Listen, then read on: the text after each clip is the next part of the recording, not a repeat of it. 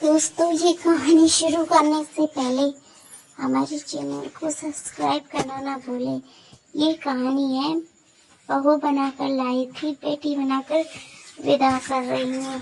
अगर आपको ये कहानी अच्छी लगे तो हमारे चैनल को लाइक करना ना भूलें। चलो दोस्तों, कहानी शुरू करते हैं।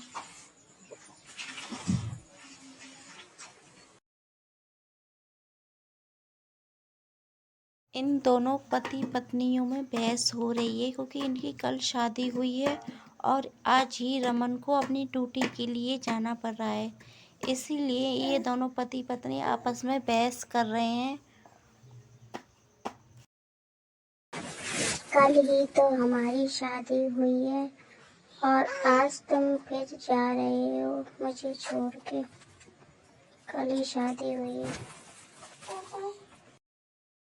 हाँ शिवानी, मुझे जाना पड़ेगा क्योंकि आज ही फोन आया है और 26 जनवरी आ रही है और कुछ आतंकवादियों ने हमला कर दिया है, इसलिए मुझे जाना पड़ेगा।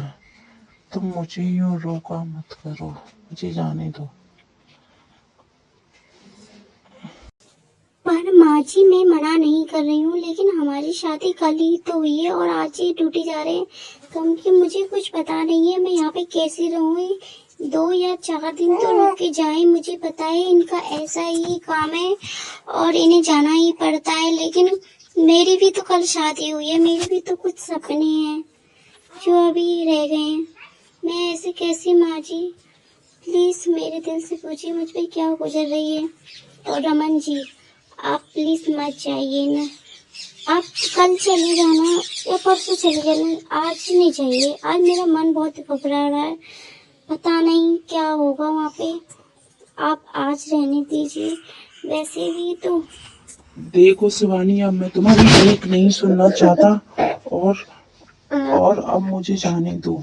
मुझे वैसे भी बाहर लेट हो रहा है, बाहर गाड़ी आ चुकी है और अब मुझे जाना ही पड़ेगा क्योंकि मेरा यही काम है। मैंने तो तुम्हें पहले ही बताया था शादी से पहले, ये शिवानी मेरा फौजी का ड्यूटी है, इसलिए मुझे जाना पड़ता है। कभी भी दिन हो या रात हो, मुझे तो अपनी जिम्मेदारी निभानी पड़ती है।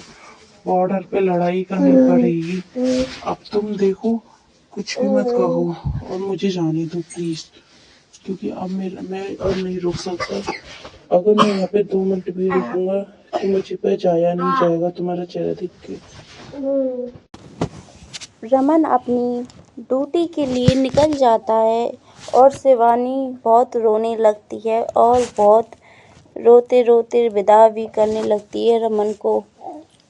और शिवानी इस दर को टूट चुकी थी कि बहुत ज़्यादा टूट जाती है क्योंकि उनकी शादी को अभी कुछ टाइम भी नहीं हुआ था और रमन को अभी जाना पड़ा, इसलिए शिवानी बहुत दुखी थी और वो मन ही मन सोचती है कि भगवान जाने क्या होगा क्योंकि फ़ौजी की नौकरी में कोई भरोसा नहीं होता है।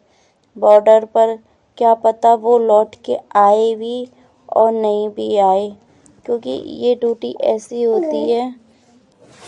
फिर रमन को जाए हुए पूरे 6 महीने बीत जाते हैं और फिर अचानक शिवानी के पास फोन आता है कि अब रमन नहीं रहा, रमन शहीद हो चुका है।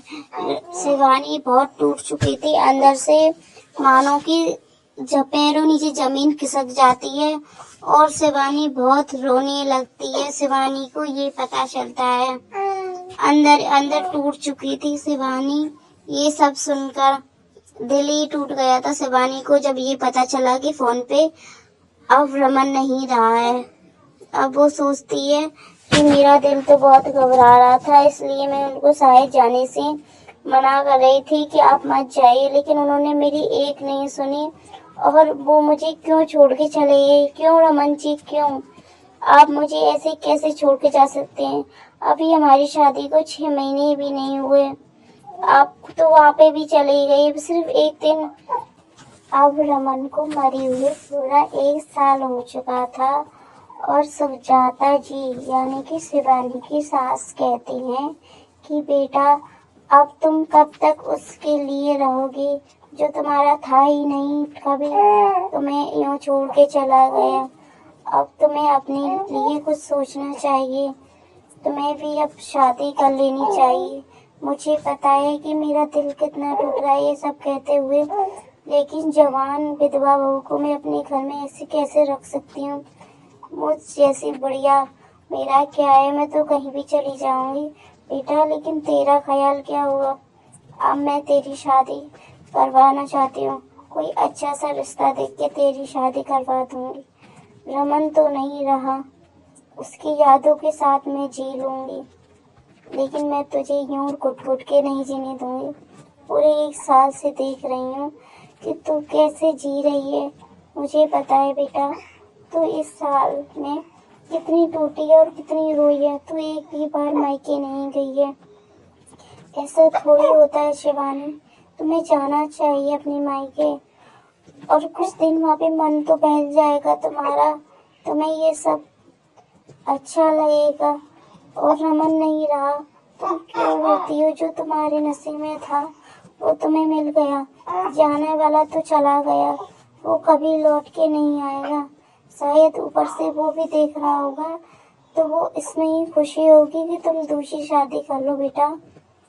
मैं तुम्हारे लिए एक अच्छा सा लड़का देख के तुम्हारी शादी आज ही करवा दूंगी। और अभी मैंने पंडित जी से कहा है कि तुम्हारे लिए बढ़िया सा रिश्ता देख ले। मैं तुम्हें और अपने ऊपर नहीं रख सकती। मुझ बुढ़िया तुम्हारा कब तक बोझ ढोएगी बेटा, कुछ भी समझना, लेकिन मैं तुम्हारा बोझ अब और नहीं ढो सकती। मेरा दिल कितना टूट रहा है ये तो मुझे ही पता है। मुझे माफ कर देना शिवानी, मैं तुम्हें एक शादीशुदा अपनी बेटी को इस घर से विदा करना चाहती हूँ। मैं तुम्हें बहू बना के लेके आई थी, लेकिन बेटी बना के विदा कर रही हूँ।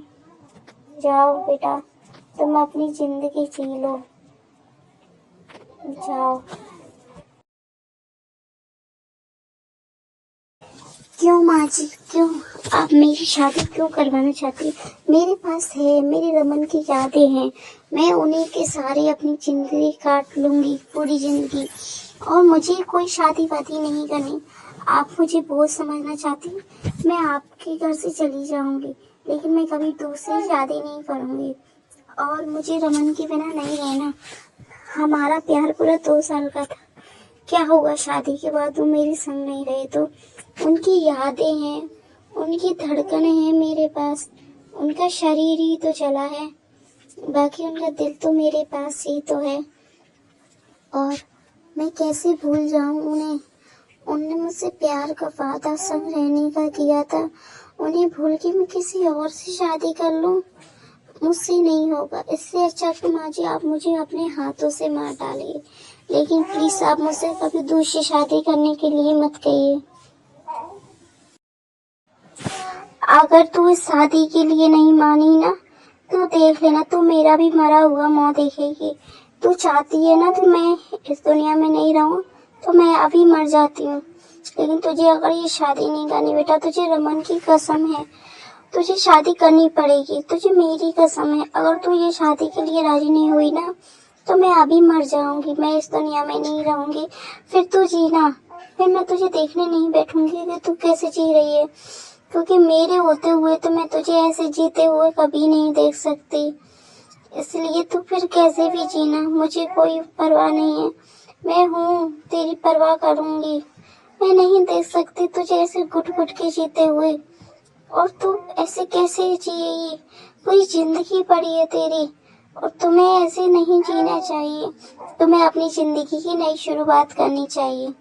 तुझे शादी तो करनी पड़ेगी, नहीं मैं अभी जाके मर जाऊंगी अगर तूने इस शादी के लिए हाँ नहीं किया तो।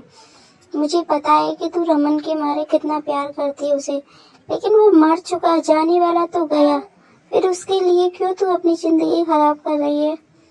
अरे वो कभी था ही नहीं, तेरा होता तो वो तुझे छोड़ के कभी नहीं जाता। और रमन भी अगर ऊपर से देख रहा होगा तो यही सोचता होगा कि तुम शादी कर लो बेटा, वो भी नहीं चाहता था कि वो तुम्हें कभी रोता हुआ देखे, कभी उसने तुम्हारी आंखों में आंसू नहीं देखे, और आज वो चला गया तो इतने आंसू। बेटा नहीं, तुम्हें शादी कर लेनी चाहिए। अगर तुम ये शादी नहीं करोगी तो देख लेना, मैं भी इस दुनिया में नहीं जीऊंगी।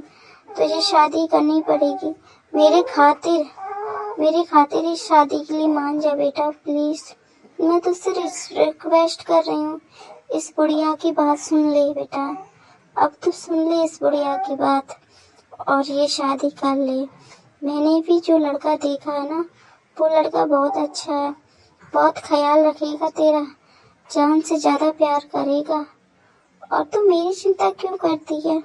मैं तो खुश हूँ। मेरी नसीब की खुशियाँ मेरे ही नसीब में मिली। बेटा तुझे अपनी जिंदगी की नई शुरुआत करनी चाहिए और तू जा अपनी जिंदगी जी ले। और तुझे ऐसी घुट की, अभी तेरी उम्र ही क्या है? हाँ, शादी को 1 साल हुआ है बस। तुझे तेरी पूरी जिंदगी पड़ी है, तुझे शादी कर लेनी चाहिए। और तुझे इस तरह रहने की कोई जरूरत नहीं है। रमन चला गया, कोई बात नहीं, हमें दुख है उसका, हम उसकी माँ है, ऐसा नहीं है कि हमें दुख नहीं है, लेकिन हमें उसका दुख है। लेकिन तुम्हें ये शादी कर लेनी चाहिए। तुम ये शादी मेरी खातिर करनी पड़ेगी। ठीक है बेटा, मेरी खातिर कर लो।